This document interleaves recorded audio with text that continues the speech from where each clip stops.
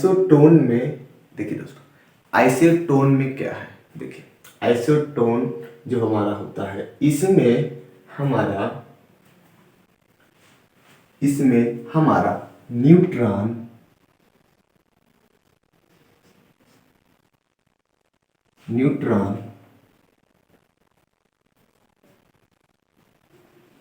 Same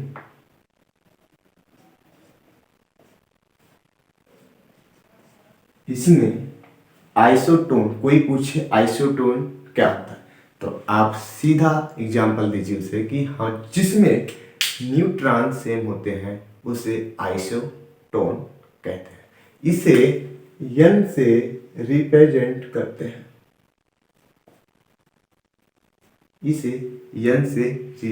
करते हैं, आइए उसके बाद देखिए, एक पॉइंट हमारा होता है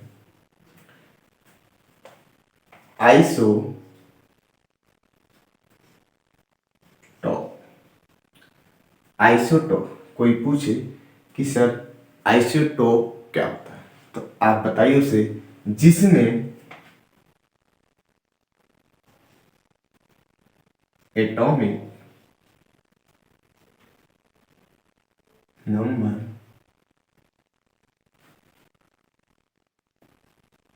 सेम होते हैं, जिसमें एटॉमिक नंबर परमाणु संख्या जिसमें सेम होते हैं उसे आइसोटोप कहा जाता है। ठीक, देखिए इधर देखिए, इसका एग्जाम्पल जैसे हम दें अगर आपको 1H1 1H2 1H3, आपको पता होगा कि जैसे 1H1 1H2 1H3 ये इसमें देखिए सभी का एटॉमिक नंबर 1 है, इसी को आइसोटोप बोला जाता है। इसे Z से रिप्रेजेंट करते हैं, इसे Z से रिप्रेजेंट किया जाता है। और देखिए दूसरा एग्जाम्पल हमारे इसमें आइसो में आता है, एक है आइसो बार।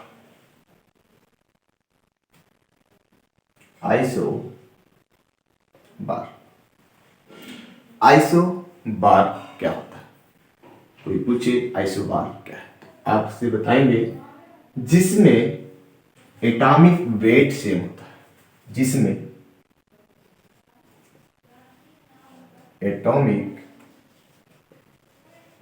वेट सेम होता है उसे आइसो बार कहते हैं। जिसमें एटॉमिक वेट सेम होता है उसे आइसो बार बोला जाता है। ठीक, अब देखिए इसे हम A से रिप्रेजेंट करते हैं। अगर कहीं पर आपको संकेत या सिंबल A हो केमिस्ट्री में आइसो बार के अंतर्गत, तो उसे आप कहेंगे जिसमें एटॉमिक वेट सेम होते हैं उसे आइसो बार बोलते हैं। फॉर एग्जाम्पल इसका भी हमारे पास एग्जाम्पल है, देखिए जैसे पोटेशियम 19 के 40, कैल्शियम 20 के 40। अब देखिए आप ही बताइए इसमें 40 इसका भी भार है और 40 इसका भी वेट है, जिसका परमाणु भार सेम होता है उसे आइसो बार कहते हैं। आई होप आपको समझ में आया होगा दोस्तों। आइए अब हम नेक्स्ट पे मूव करते हैं। जैसे अगर आपसे कोई कहे कि आप बताइए आइसो स्टीयर क्या है, देखिए आइसो स्टीयर, तो आप इसे कैसे परिभाषित करेंगे। अगर आपसे ये कहीं कोई पूछे आइसोस्फीयर क्या है तो आप बताइए उसे जिसमें इलेक्ट्रॉन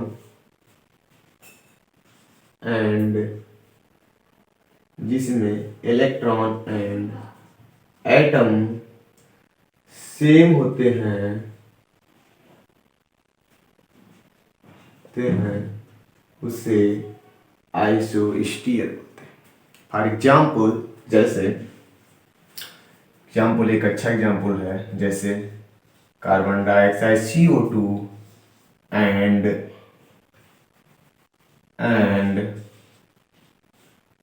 N2O। अब देखिए अब कैसे इसमें पता चल रहा है कि एटम सेम है और इलेक्ट्रॉन सेम है। आइए इसे हम देखते हैं।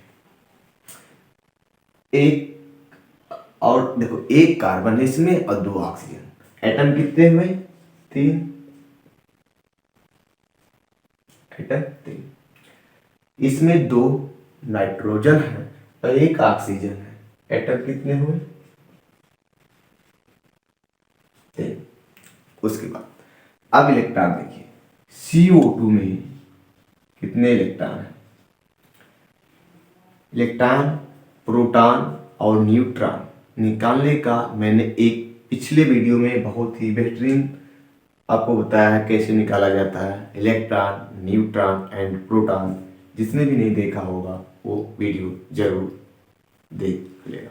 देखिए सबसे पहले CO2 में इलेक्ट्रॉन की संख्या फाइंड करते हैं। अब जैसे कार्बन का एटॉमिक नंबर जो होता है 6 होता है, मैंने 6 लिखा और प्लस किया मैंने इलेक्ट्रॉन निकालना आपको बता रहा है।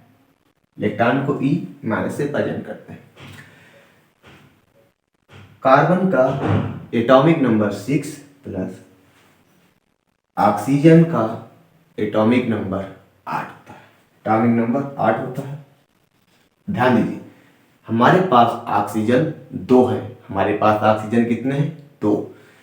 तो हम इसमें 2 का मल्टीप्लाई करेंगे। अब इसे हम ऐड करते हैं। 8 दूना 16, 16 6 22। हमारे पास CO2 में 22 इलेक्ट्रॉन प्रेजेंट हैं। अब आइए हम N2O में बताते हैं इलेक्ट्रॉनों की संख्या। देखो N2O में कितने इलेक्ट्रॉन? नाइट्रोजन का एटॉमिक वेट होता है 7। अब आपसे मैंने कहा कि इसमें 2 नाइट्रोजन प्रेजेंट है तो इसमें 2 से आप मल्टीप्लाई करेंगे। प्लस ऑक्सीजन का एटॉमिक वेट होता है 8, लिखेंगे 8 7 7 14 14 8 22। 14 8 22। इसमें इलेक्ट्रॉनों की संख्या भी 22 है। तो इससे क्या पता चला कि आइसोस्टीयर जो होते हैं दोस्तों, इसमें एटम एंड इलेक्ट्रॉनों की संख्या सेम होती है, इसलिए इसे आइसोस्टीयर बोला जाता है। फॉर एग्जाम्पल मैंने आपके सामने पेश किया, जैसे carbon dioxide CO2 and N2O आपके सामने मैंने प्रूफ करके दिखाया। आई होप आपको समझ में आया होगा दोस्तों। अगर आप हमारे चैनल पे नए हो दोस्तों, लाइक शेयर और सब्सक्राइब करना ना भूलें। Thank you.